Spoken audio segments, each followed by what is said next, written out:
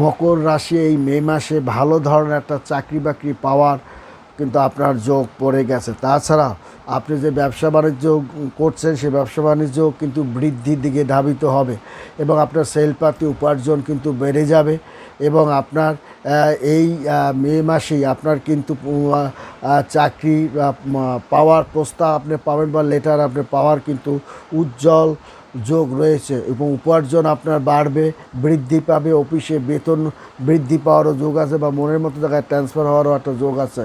চাকরি যারা খুঁজছেন তারাও চাকরি পাওয়ার একটা যোগ তাদের আছে, চাকরি বাকরি তারা পেতে পারে। মকর রাশি জাতক ও জাতিকাগণ নতুন ব্যবসা বাণিজ্য শুরু করার একটা যে সেটাও কিন্তু আপনার অত্যন্ত জোরালো আছে। মকর রাশি জাতক জাতিকা বিদেশে সে যাওয়ার একটা যোগ আছে, আপনার ইচ্ছা পূরণ হবার একটা চরম যোগ কিন্তু পড়ে গেছে মকর রাশি জাতক ও জাতিকাগণের। এবং